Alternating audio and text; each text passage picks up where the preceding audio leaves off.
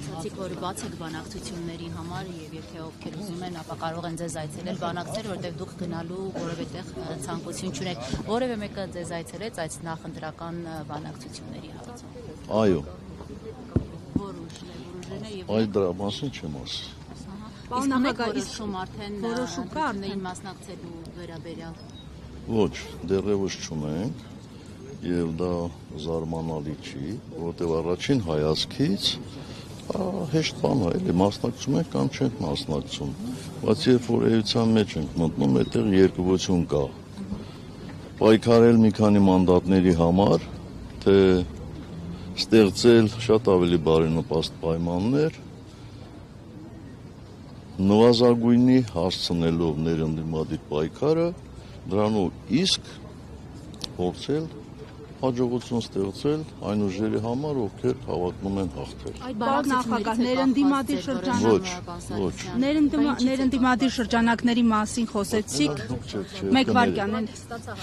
ներընդդիմադիր շրջանակների մասին խոսեցիք, ներընդդիմադիր պայքարի, տեսնում ենք, որ վերջին շրջանում դարձյալ այսպես փոխհրաձգությունը ակտիվացել է, հատկապես երկրորդ նախագահի եւ ձեր թիմի միջև, ինչով եք սա պայմանավորում։ Ես չեմ կարծում, որ ներընդդիմադիր պայքարը սաստկացել է։ Ես ուղղակի կարծում եմ, որ ջրերը զուլալվում են եւ մենք այդտեղ որևէ խնդիր չունենք։ Բոլոր նրանք, ովքեր դիփորձեն, ես նկատի ունեմ քաղաքական ուժերին, ովքեր դիփորձեն մեր հաշվին աչուկ հավաքել, իբր մեր շանսերը նվազացնելու համար ակնհայտ է, որ իրենց ասվելու է ճշմարտությունը եւ եթե իրենք փորձում են ուրիշին ինչ-որ բան վերագրել, ապա ճշմարտությունը կլսեն, բոլորն էլ կլսեն, մենք որևէ կոմպլեքս չունենք։ Պարոն Սարգսյան, ո՞րն է ճշմարտությունը, պարոն նախագահ։ Բայց դուք ուշադիր չեք լսում իմ ասածը։ Չլսեցի։ Ես կոնկրետ բան չասեցի, չէ, կոնկրետ քննադատություն չասեցի։ Այս պարագայում ո՞րն է։ Այդ պարագայում ինչ զրպարտություն լինի, այդ զրպարտության պատասխանը ստանալու են ճշմարտության տեսքով։ Պարոն նախագահ, Նիկոլ Փաշինյան ազգային ժողովում հայտարարել էր, որ Մեծամորի ատոմակայանի փակումն ապահովելը ստանձնել եք դուք համաձայն ՍԵՊԱ-ի, ինչու պիտի ատոմակայանը փակվի եւ էներգետիկ ոլորտում Հայաստանի ապագան ինչպես եք դուք տեսնում։ Չէ, դուք ճիշտ չեք մեջբերում։ Հայաստանի կառավարիչը ասածն ասում էր 36 թվական, հա, եթե լավ հիշեք։ Եթե գնաք, ինքներդ կարող եք, չէ, ՍԵՊԱ-ն վերցնել, նայել, արդյոք ՍԵՊԱ-ի այդպիսի բան կա։ Չկա։ Իսկ ցանկացած ատոմակայան, նույնիսկ ոչ միայն ատոմակայան, այլ, չգիտեմ, ցանկացած հաստատություն, ինչ որ պահի պետքա փակվի։ Մենք ոչ թե փակելու մասին ենք պայմանավորվել, մենք պայմանավորվել ենք, բանակցել ենք 20 տարի երկարացնելու պայմանով եւ շնորհիվ այդ բանակցությունների այսօր ատոմակայանը գործում է։ Եվ հլա իրանք էլ ինչ-որ բան են հավելում, որ իբր թե պայմանավորում են մինչև 46 թվականը երկարացնելու։ Բա իրենց շատ ջանասիրաբար սատարողների